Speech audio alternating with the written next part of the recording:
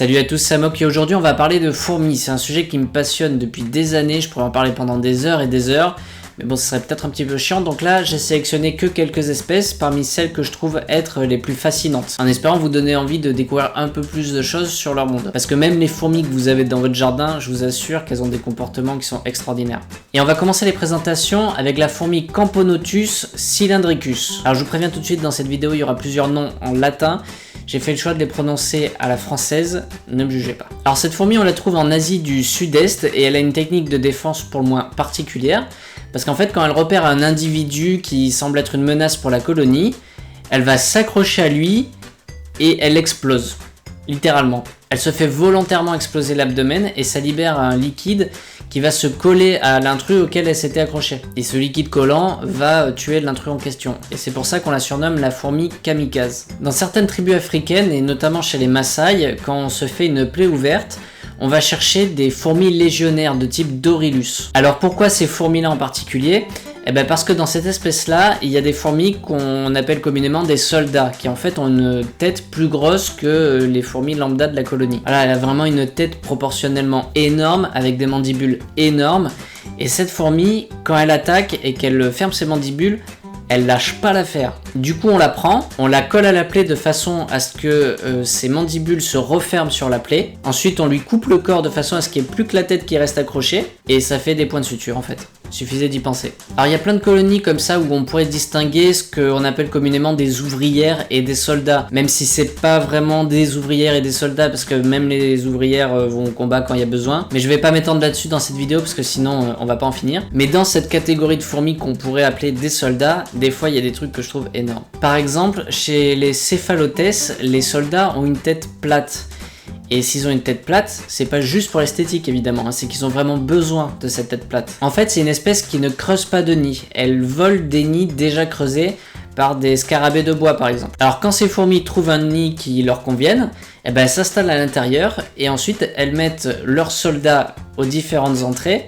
Et les soldats orientent leur tête de façon à boucher l'entrée. Donc quand le scarabée revient chez lui, eh ben il peut juste pas rentrer. Allez, casse-toi de là, c'est plus chez toi. Et par contre, quand une fourmi de la colonie arrive, elle tapote avec ses antennes sur la tête du soldat, qui la reconnaît comme étant un membre de la colonie, et il la laisse rentrer. Alors, il se transforme en porte humaine en fait, c'est un peu un videur de boîte de nuit chez les fourmis quoi. Les fourmis du type Polyergus ont une particularité, c'est que leurs ouvrières sont incapables de s'occuper des œufs de la colonie. Sauf qu'évidemment, il faut bien que quelqu'un s'en occupe pour elles, parce que sinon, sans eux, pas de descendance, et donc la colonie disparaît. Donc elles ont trouvé une technique, elles vont voler des nymphes dans d'autres colonies pour les ramener dans la leur, et une fois que ces nymphes sont devenues des ouvrières adultes, eh ben elles les forcent à s'occuper de leurs œufs.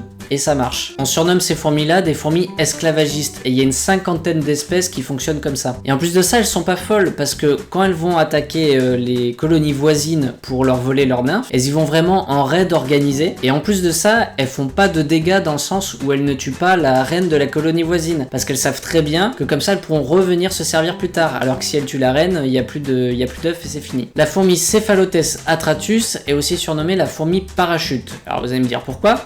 Bah c'est super simple, tout simplement parce qu'elle a son nid dans un arbre et quand elle se fait attaquer, elle se laisse tomber de la branche sur laquelle elle est et ensuite elle oriente son corps de façon à ce qu'elle soit ramenée vers le tronc de l'arbre et elle s'y accroche. Elle fait ça déjà pour pas avoir à remonter tout le tronc d'arbre, mais aussi parce qu'elle vit dans des zones tropicales et que le sol est trop dangereux pour elle, elle se ferait sans doute bouffer. Quand on parle de rapidité dans le monde animal, on pense tout de suite aux animaux de la savane comme le guépard, tout ça, mais en fait l'animal connu ayant le mouvement le plus rapide, c'est une fourmicilla. C'est une fourmi qui peut refermer ses mandibules à plus de 230 km/h. C'est tellement rapide et c'est tellement puissant que cette fourmi, elle se sert aussi de ça pour sauter. Elle tape ses mandibules sur le sol et la force du mécanisme la propulse en l'air.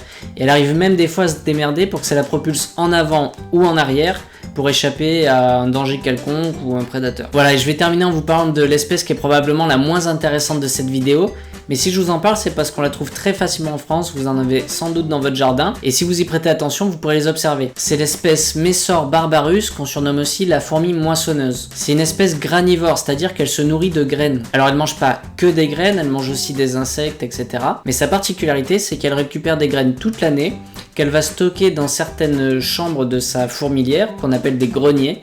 Parce que c'est vraiment ça, hein, c'est vraiment des greniers, c'est des pièces entières où elle stocke toutes ses graines et elle vient en prendre une de temps en temps pour bouffer. Mais elle mange pas les graines comme ça, crues entre guillemets. En fait, elles se réunissent à plusieurs, elles se mettent la tête en bas et elles mâchent en quelque sorte la graine. En fait, elles mélangent la graine avec une espèce de salive et ça crée une espèce de pâte et on appelle ça un pain de fourmi. Et c'est seulement après avoir créé cette espèce de pain que là, elles le mangent, elles le consomment. Et ce type de fourmis là, alors vous les verrez pas faire du pain parce qu'elles font ça sous terre, mais si vous regardez bien dans votre jardin et que vous êtes dans le sud de la France notamment, et que vous voyez des fourmis passer avec des graines, il y a des chances que ce soit ça. Voilà, c'est tout pour aujourd'hui, ça fait super longtemps que j'avais pas fait de vidéo pour la simple et bonne raison que j'avais une flemme mais monumentale, et je préférais rien faire que de faire un truc et de me forcer. Donc j'espère que cette vidéo vous a plu, il y en a d'autres qui devraient arriver dans pas trop longtemps. Si vous avez particulièrement aimé le sujet des fourmis, n'hésitez pas à me le dire, j'en ferai d'autres. Et puis moi là je suis en train de bosser sur un nouveau format que j'ai hâte de vous montrer, même si j'ai rien écrit, que tout est dans la tête, ça devrait pas trop tarder non plus. Allez, à bientôt.